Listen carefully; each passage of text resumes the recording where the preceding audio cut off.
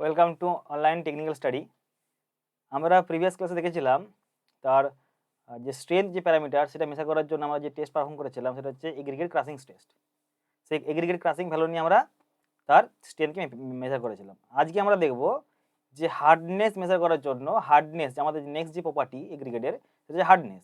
সেই hardness measure করার জন্য আমাদের যে টেস্ট সেই টেস্ট আমরা কী করে পারফর্ম করবো এবং রেজাল্ট কী করে আমরা বার করবো। ক্লিয়ার?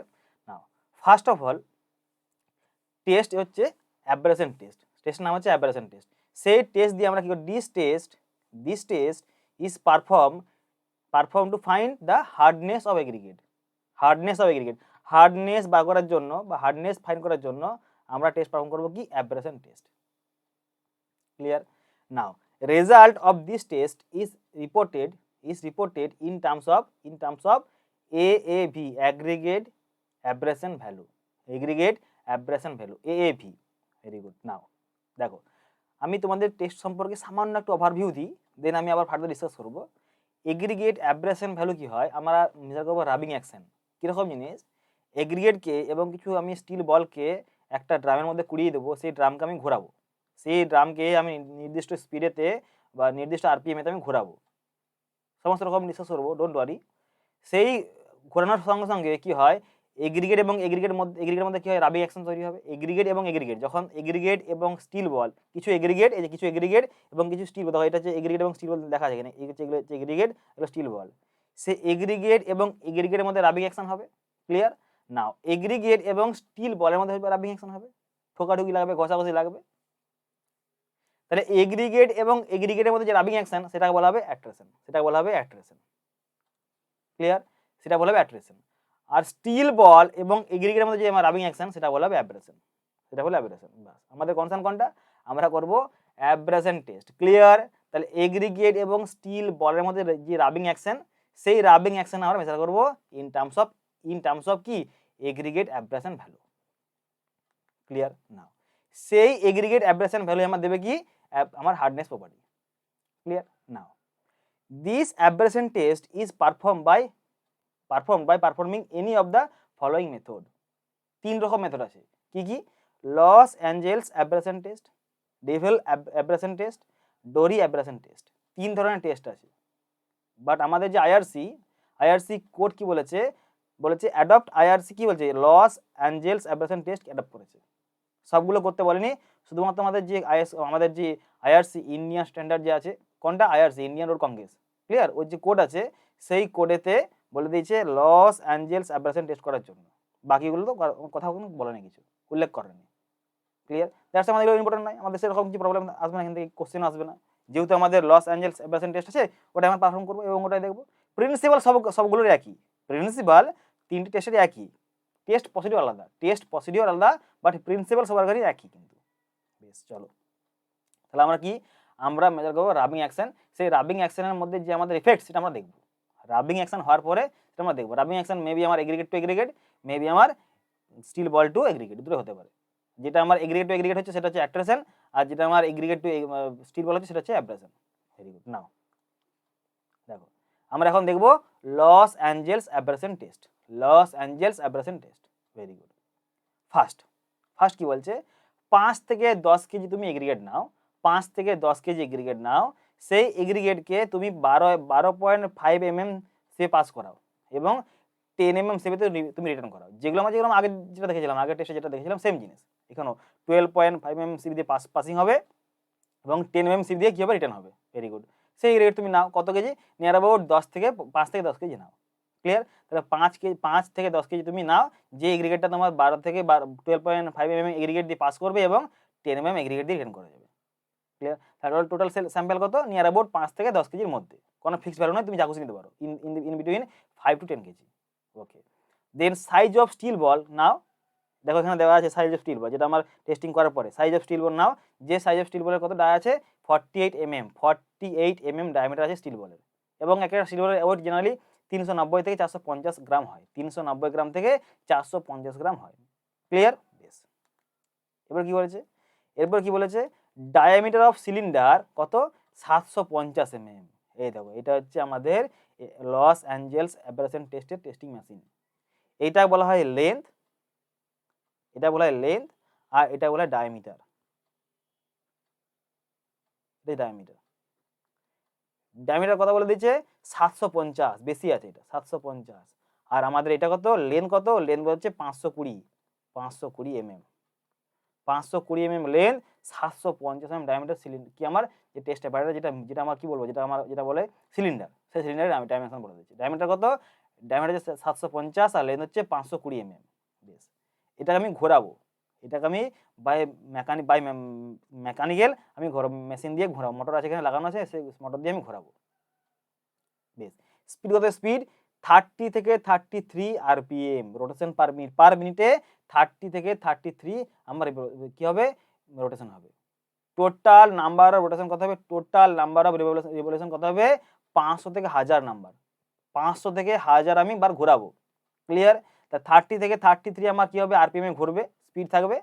আর কতগুলো ঘোরাবো আমি, 500 থেকে 1000 নাম্বার ঘুরবে, এখানে কাউন্ট হবে, কতগুলো ঘুরলে এখানে কাউন্ট হবে, সমস্ত রকম এই মেশিন আছে, মেশিন ডিসপ্লেতে তোমায় দেখাবে যে কতগুলো তুমি ঘোরাচ্ছ এবং তার স্পিড কত RPM হচ্ছে সেটা তোমার দেখাবে, এখানে কন্ট্রোল করা যাবে, ডিজিটাল ডিসপ্লে আছে এখানে, ডোন্ট ওয়ারি।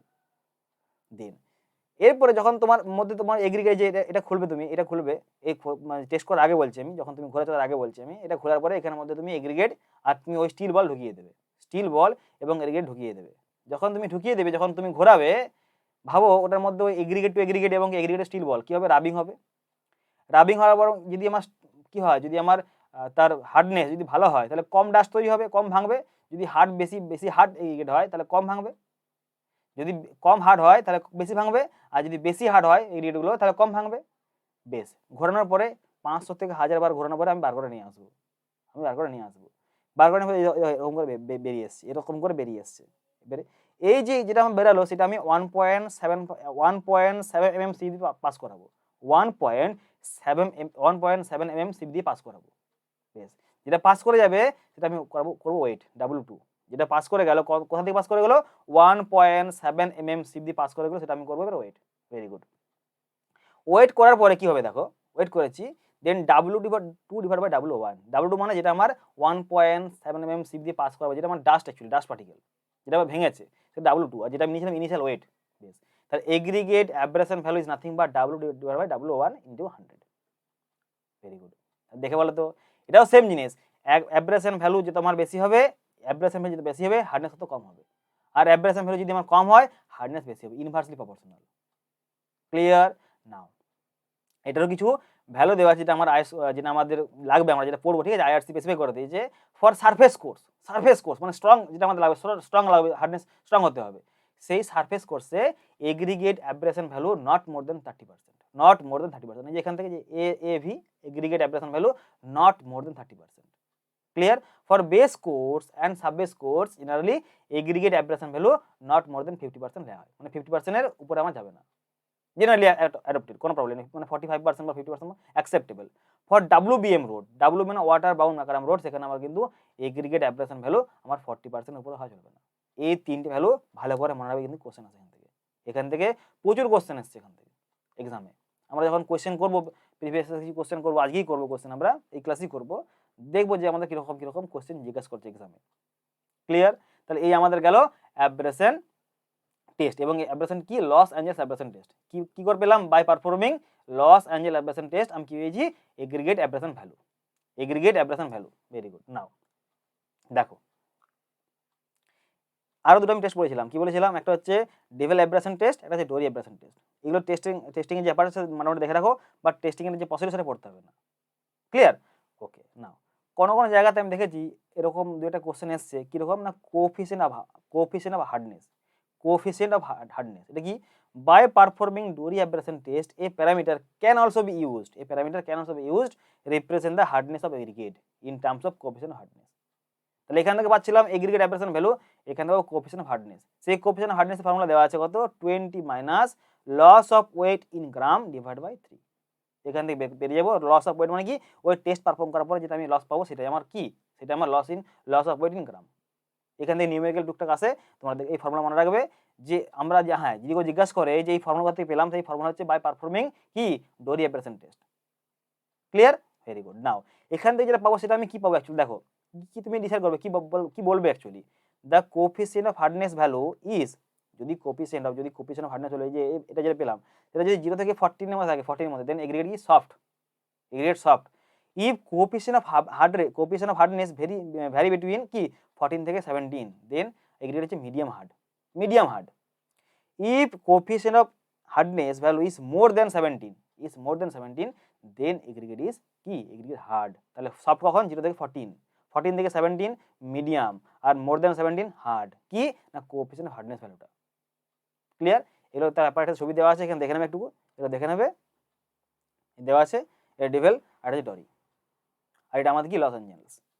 যেটা আমাদের সবাই দেখেছে তোমাদের কলেজে আছে, প্রচুর সাউন্ড হয় যখন ল্যাব পারফর্ম করো, ট্রান্সপোর্ট ল্যাব, তখন প্রচুর সাউন্ড হবে। সাউন্ড মানে ধরে রাখবে যে আমাদের ওই লস অ্যাঞ্জেলস অ্যাব্রেশন টেস্ট চলছে ল্যাবের মধ্যে। ক্লিয়ার? প্রচুর নয়েজ তৈরি হয়, প্রচুর নয়েজ। বেশ, এই আমাদের গেল। ক্লিয়ার? যদি কোনো ডাউট থাকে আমি আবার বলছি, যদি কোনো ডাউট থাকে তুমি জিজ্ঞাসা করে নেবো আমাকে। Very good. নাও নেক্সট দেখো, আমি তোমাদের বলেছিলাম যে কিছু কোশ্চেন আমি ডিসকাস করবো। চলো কোশ্চেন ডিসকাস করে পড়ো। দেখো ফার্স্ট কোশ্চেন পড়ো। ফার্স্ট কোশ্চেন আমরা যতটা পর্যন্ত পড়েছি সয়েল থেকে শুরু করে আমাদের যে আর আগের যে আমাদের 4টা ক্লাস হয়েছিল, সেই 4টা ক্লাসে যা যা আমরা টপিক পড়েছি সেইখান থেকে আমি কিছু 10খানা কোশ্চেন নিয়েছি। 10খানা কোশ্চেন দেখো, নিজেরাই বুঝতে পারবে। প্রথমে দেখো ফার্স্ট কোশ্চেন অ্যান্সার, তোমরা নিজেরা বলো তো ফার্স্ট কোশ্চেন অ্যান্সার নিজেরা দেখো, ভিডিওটা পজ করো, দেন কোশ্চেন ভালো করে পড়ো, দেন দেখো কি হবে অ্যান্সারটা। ফার্স্ট দেখো, which one of the following test is conducted on evaluate the hardness property of aggregate. হার্ডনেসের জন্য আমরা কি করেছিলাম? এই মাত্র করলাম কি abrasion test. That's why D. আমরা বাকিগুলো দেখবো সমস্ত রকম, ওয়াটার অ্যাবজর্পশন টেস্ট দেখবো, সাউন্ডনেস টেস্ট দেখবো, ইম্প্যাক্ট টেস্ট দেখবো। আমাদের নেক্সট টেস্ট আমাদের impact test, next test aggregate impact test, এটা দেখবো আমরা কি জিনিস। বেশ, the unit standard load in KG per semi square for a standard penetration of 2.5 mm severe test sit up. আমি তোমাদেরকে যখন সিভিয়ার টেস্ট পড়িয়েছিলাম তখন তোমাদের বলেছিলাম দুটো আমাদের স্ট্যান্ডার্ড স্টোনের জন্য যে লোড, সেই লোড আমাদের দেখেছিলাম, সেই লোডের রেসপেক্টে ভাগ করেছিলাম সিভিয়ার ভ্যালু 2.5 এবং 5 mm পেনিট্রেশনের জন্য। তাহলে বলো কত লোড ছিল ওখানে? একটা 1370 ছিল, একটা 2055 ছিল। তাহলে 1370 কোনটা ছিল? 2.5 mm এর জন্য, 2.5 mm পেনিট্রেশনের জন্য স্ট্যান্ডার্ড ক্রাশ স্টোন সেটা কত ছিল? 1370। আর 5 এর জন্য কত ছিল? 2055। মনে রাখবে এটা। তাহলে অ্যান্সার কত হবে? যেহেতু বলেছে 2.5, অ্যান্সার এই হবে। বেশ, 3 এর কোশ্চেন অ্যান্সারটা ভিডিও পজ করো, দেন দেখো, দেন আমার সাথে মিলাও কি বলেছে। When used in road work the coefficient of hardness of stone should be greater than. অবশ্যই রোডেতে আমাদের এগ্রিগেট কি হবে? হার্ড হবে, হার্ড। রোডেতে এগ্রিগেট হবে হার্ড, যার হার্ডনেস বেশি। That's why coefficient of hardness তুমি যদি ডিফাইন করো, সেই কোএফিসিয়েন্ট অফ হার্ডনেসের রেসপেক্টে আমি বলতে পারবো, কিছুক্ষণ আগে বললাম যে 17 উপরে হলে আমার এগ্রিগেট কি হার্ড হবে। 17 এর উপরে এগ্রিগেট কোএফিসিয়েন্ট অফ হার্ডনেস যদি বেশি হয়, 17 উপর হয়, তাহলে কি হবে? সেটা আমার হার্ড হবে এগ্রিগেট। দ্যাটস ওয়াই আমার অ্যান্সার কি হবে? এ হবে। বাকিগুলো হবে না কিন্তু। 0 থেকে 14 সফট, 14 থেকে 17 মিডিয়াম হার্ড, আর মোর দেন 70 হয়ে গেলে সেটা আমার কি হবে? ভেরি হার্ড বা হার্ড।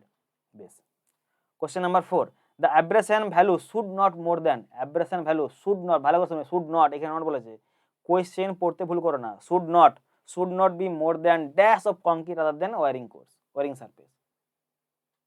তাহলে ওয়ারিং সারফেসের জন্য আমাদের সবচেয়ে কম লাগছিল, আমরা পড়েছিলাম। বাট ওয়ারিং কোর্স যদি না হয়, আদার্স যদি হয়, তখন সেক্ষেত্রে আমরা পড়েছিলাম, কিছুক্ষণ আগে বললাম যে 50% পর্যন্ত অ্যাকসেপ্টেবল। এই যে দেখো 50% পর্যন্ত অ্যাকসেপ্টেবল আদার্স কেসে, বেস কোর্স, সারফেস কোর্স, সমস্ত রকম কিছু। তাহলে নট বলেছে এখানে। তাহলে অ্যান্সার কি হবে? এখানে অ্যান্সার হবে কি? ওয়ারিং এর জন্য যেহেতু নয়, আমার অ্যান্সার হবে কি এখানে 50%, answer B. Very good. Now question number 5, aggregate crushing value indicate which one of the following crushing value. Aggregate crushing value indicates which of the following crushing value? Durability, stubbornness, strength and hardness. তাহলে ক্রাসিং value কি দিয়েছিল আমাদের? Strength দিয়েছিল। প্রথমে করেছিলাম first test আমাদের কি ছিল? স্ট্রেন্থ দিয়েছিল।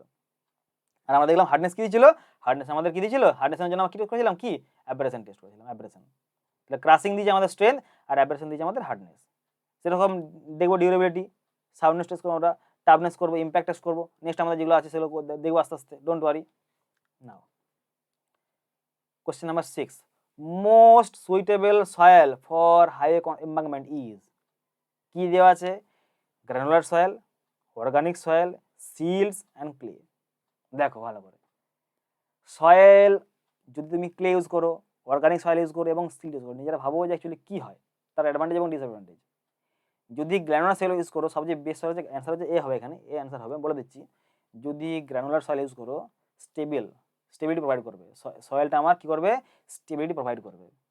দেন পারমিয়েবল হবে, ওয়াটার হোল্ডিং ক্যাপাসিটি, ঠিক আছে, এখানে একদম কম, ওয়াটার হোল্ড করে রাখতে পারবে না, পারমিয়েবল হবে। তাহলে বেস্ট আমাদের সয়েল হচ্ছে কি গ্রানুলার সয়েল, স্ট্রেংথ থাকবে, স্ট্রেংথ থাকবে আমাদের গ্রানুলার সয়েলের স্ট্রেংথ থাকবে। দ্যাটস ওয়াই 6 কোশ্চেন অ্যান্সার হচ্ছে এ। 7 কোশ্চেন নাম্বার 7 ভালো করে পড়ো। কোশ্চেন নাম্বার 7 ভালো করে পড়ো মন দিয়ে, দেখো কি বলেছে। By conducting which of the following test modulus of subgrade reaction evaluated. Modulus of subgrade reaction আমরা করেছিলাম। মডুলাস অফ সাবগেট রিঅ্যাকশন কে কোথায় করেছিলাম, কোথায় করেছিলাম, কি জন্য করেছিলাম, মানে কোন টেস্ট পারফর্ম করেছিলাম আমরা, plate bearing test, plate bearing test বা প্লেট লোড করেছিলাম, প্লেট লোড টেস্ট অথবা plate bearing test, modulus of subgrade reaction. Very good. Now the test used evaluate the load supporting capacity of supporting power of pavement layer. pavement layer এর load carrying capacity বা supporting এর জন্য আমরা কি test করেছিলাম, pavement লেয়ারের জন্য কি করেছিলাম, ভালো করে মনে দেবো, লোড সাপোর্টিং, যখন এবার লোড আমরা কিন্তু এখানে plate bearing test, plate bearing test, blade যখনই আমাদের লোড আসছে তখনই plate bearing test. Very good. Now the aggregate crushing value for good quality aggregate to be used in base course and surface course. Base কোর্সের জন্য এবং surface কোর্সের জন্য বলো। প্রথম কথা বলো যে বেস কোর্সে কম লাগবে না বেশি লাগবে, as compare to surface course, exactly base কোর্সে আমার কি হবে, বেশি লাগবে। আর সারফেস কোর্স একবার নিয়ার অ্যাবাউট কম হলে ভালো হয়, যত কম হবে তত বেশি আমার কি হবে, বেশি আমার স্ট্রেংথ পাবো আমি। দ্যাটস ওয়াই অ্যান্সার কি হবে, ফর কি হবে, for base course and surface course, base course বেশি। আচ্ছা বেস কোর্সে কি দিয়েছিলাম 45, not more than 45, shall not be exceed কত, shall not be exceed কত 45% ফর কি বেস কোর্স and সারফেস কোর্সে নট মোর দেন 30%। দেখেছিলাম আমরা, তাহলে অ্যান্সার কি হবে, অ্যান্সার সি হবে, অ্যান্সার সি। না question number 10, for confirming the sharing strength, sharing strength of pavement soil if the severe value at 2.5 mm is greater than severe value is 5 mm then adopted. Generally severe value 2.5 mm পেনিট্রেশনের ক্ষেত্রে বেশি হয় এবং সেটা আমরা accept করবো, সেটা আমরা নেবো। সিভিয়ার ভ্যালু 2.5 mm পেনিট্রেশনের জন্য বেশি হয়, ওটা আমাদের অ্যাকসেপ্ট, এটা ট্রু অ্যাকচুয়ালি হওয়ার কথা, 2.5টা বেশি হবে as compare to 5 mm penetration. কিন্তু কোনো কোনো ক্ষেত্রে দেখা যায় যে 5 mm পেনিট্রেশন বেশি হয়ে গেছে, তখন কি করব, তখন টেস্ট কিন্তু আবার আমাকে দ্বিতীয়বার পারফর্ম করতে হবে, তখন কিন্তু টেস্ট দ্বিতীয়বার পারফর্ম করতে হবে। সেই দ্বিতীয়বার পারফর্ম করার পরেও যদি দেখা যায় 5 mm বেশি এসছে, তখন 5 mm আমার অ্যাকসেপ্টেবল। ক্লিয়ার? তাহলে আমি কি বললাম যে সাপোজ ধরো 2.5 mm পেনিট্রেশনের জন্য সিভিয়ারের জন্য যে রেজাল্ট, সেই রেজাল্ট যদি বেশি আসে 2.5 mm এর জন্য, তাহলে অ্যাকসেপ্টেবল, কোনো প্রবলেম নেই, এবার বিন্দাস নাও, খুশি মনে নাও, কোনো প্রবলেম নেই। কিন্তু দেখা গেছে কি যে 2.5 mm এর থেকে 5 mmটা বেশি চলে এসছে, দেন টেস্টকে তুমি কি করো, আবার দ্বিতীয়বার করো, দ্বিতীয়বার করার পর তুমি তাও যদি দেখো না আমার 5 mm বেশি এসছে, তখন তুমি 5 mm এর জন্য তুমি যেটা তুমি পেয়েছো সেটা তুমি নাও সিভিয়ার ভ্যালু। ক্লিয়ার? তাহলে এখানে কি বলেছে, এখানে বলছে 2.5 mm বেশি, দ্যাটস ওয়াই কি হবে, severe value of 2.5 mm penetration হবে, অ্যান্সার এই হয়ে যাবে। ক্লিয়ার? তাহলে এই আমাদের 10টা কোশ্চেন। আমি ফার্দার যে আমাদের আবার যখন ডিসকাস করবো তখন আমি আবার তোমাদের কোশ্চেন নিয়ে আসবো, আরও কোশ্চেন নিয়ে আসবো, এবং টেস্ট হবে, তোমাদের টেস্ট হবে। টেস্টটা তোমাদের আমি ডেসক্রিপশনে দিয়ে দেবো, ভিডিও ডেসক্রিপশনে দিয়ে দেবো, সেইখানে তোমার টেস্ট দিয়ে দেবে। আমি আরও কোশ্চেন দেবো, আরও কিছু কোশ্চেন দেবো, টেস্টে আরও কোশ্চেন হয়ে যাবে, প্র্যাকটিস, নিজেরা কোশ্চেন প্র্যাকটিস করো। ক্লিয়ার? নোটস বানাও সমস্ত রকম কিছু, আর যদি কোনো ডাউট থাকে আমি জিজ্ঞাসা করে নাও। চলো, থ্যাংক ইউ।